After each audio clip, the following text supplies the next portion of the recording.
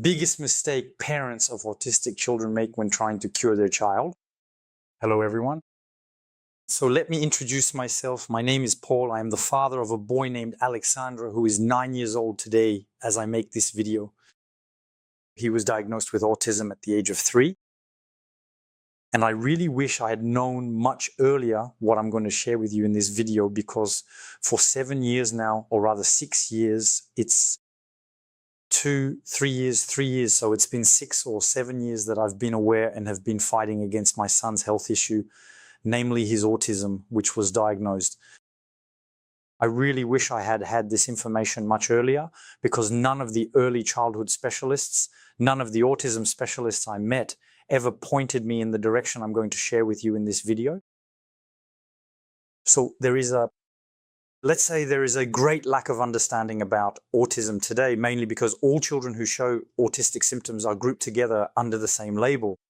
You should know that among the children considered autistic, there are children who are truly autistic, but there are also children who are developmentally delayed, and there are children who are traumatized and display autistic symptoms.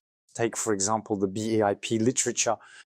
These are the children from Romanian orphanages who exhibited all the autistic symptoms, self-mutilation and so on. And who were not autistic. Today, if you present a child like that to a neurologist or a psychologist, they will immediately diagnose autism. For my part, that's how it worked. The psychologist and neurologist I met would laugh, because they said, in 15 minutes, your child, he's autistic, you can see it, the diagnosis is obvious, it's clinical, meaning you just look at the child. Then they say, there you go, he's autistic. They don't even ask any questions about the child's history, about what happened from ages 0 to 3. What happened with the parents? Where did he live? No one ever asked me these questions about my child's history.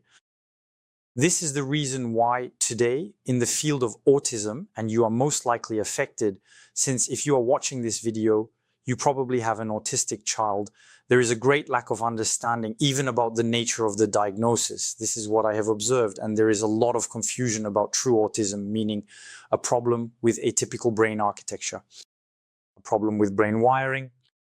But what all these psychologists, autism specialists, and so on, neurologists included, since I have also met neurologists who didn't know much about neurology, don't realize is that you can have autistic symptoms, but have a problem that is not structural but functional.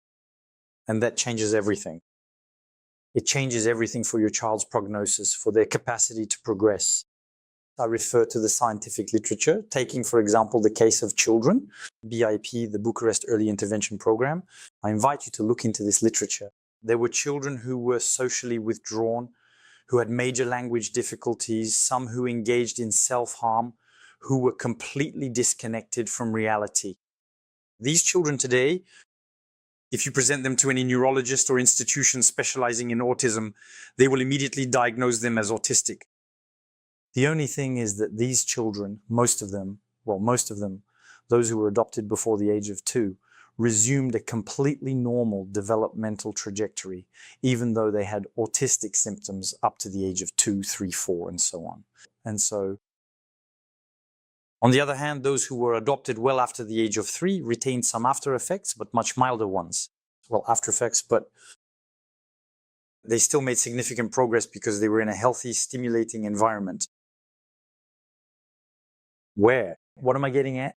What I mean is that there is a lot of confusion between structural autism, and then there are autistic traits that can be due to poor electrophysiological functioning of the brain. In other words, an electrophysiological 0 in the brain.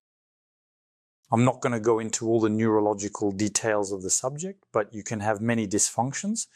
Electrophysiological means electrical. In simple terms, it refers to areas of the brain that are desynchronized, areas of the brain that are too strongly coupled with each other, or areas of the brain that may be inactive or underactivated.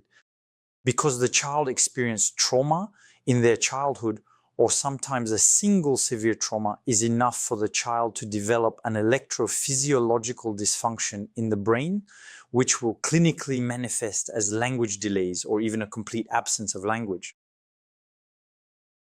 A severe trauma in a child can cause a language blockage.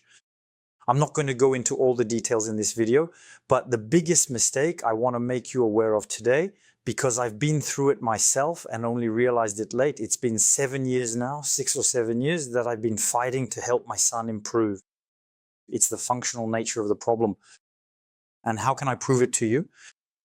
Quite simply because for a long time I mistakenly believed, as I was told, by neurologists, psychologists, and today's autism specialists who in reality know nothing. We have to call things as they are. You go to an ABA center and you have stimulation salespeople selling you courses with a clear conflict of interest. But these people know nothing about what's going on in your child's mind. They know very little. They know there are symptoms and they tell you that it's autism. That's all they really know. And they tell themselves they think that with plasticity you will improve things.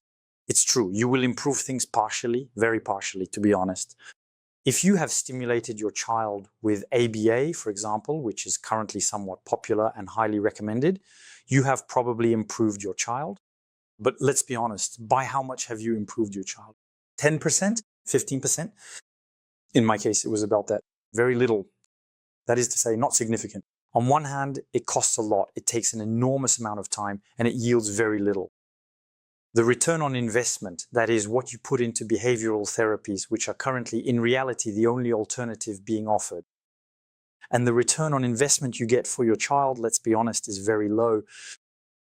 In my own case, which I'm sharing with you, the first real changes with Alexandre happened in October when I started neuromodulation. The hypersensitivity, both auditory and tactile, disappeared within a week. In just 1 week. Tell that to your neurologist. With just 1 week of neuromodulation, the hypersensitivity disappeared.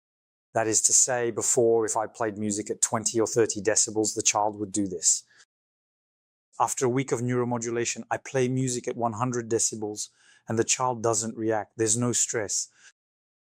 Astonishingly, the stereotype is disappeared by about 80% after 1 month of intensive neuromodulation. That doesn't mean they're completely gone. There are still some. There is also some self-stimulation, but 80% has disappeared. And I'm only 3 months in. Yet I still plan to continue for another year. We'll see. But if I had known this before, believe me, I would have done it much earlier to take advantage of Alexandre's windows of plasticity between ages 3 and 9. I lost a lot of time, but I still have a lot of time left. 9 years old is not hopeless. But you are wasting time if you don't act on your child's electrophysiology. And plasticity is at its maximum up to 7, 9, 12, or 13 years old. And the longer you wait, the lower the plasticity becomes. I didn't make this up. I encourage you to read the literature on the subject. So if your child is diagnosed as autistic, it turns out that it's an electrophysiological problem that simply requires neuromodulation. Plus, as always, as he recommended, an educator who takes advantage of the windows of plasticity that are opened by neuromodulation. This means that neuromodulation will allow the brain to be much more sensitive to external stimulation. It will make it possible to greatly accelerate the rate of progress, and it will allow us to normalize the electrophysiological functioning of the brain. And that is extremely important. These are the two main principles. You are addressing the source of the problem. You're not acting downstream. You are acting upstream. And that changes everything in terms of profitability, in the return on investment of the time and energy you put in. So, to recap this video, the biggest confusion that parents of autistic children have today is that they forget one thing. They are constantly told that there is a problem with brain wiring, but it's much more complicated than that. There has to be a problem with brain wiring if autism is structural. In this case, neuromodulation will have a much weaker impact, 20 to 30% at most, according to the scientific literature. But if the problem is functional, then your child, who is currently considered autistic, can follow the same path as Alexandre, my son. And you can eliminate or greatly improve many of the autistic symptoms your child has. Once again, I am sharing evidence. I am sharing the case of my son, Alexandre, and I will share more with you in due time. The new electroencephalogram that I will do later, I think in the coming months, to compare before and after. And of course, I will share with you the evolution of the symptoms.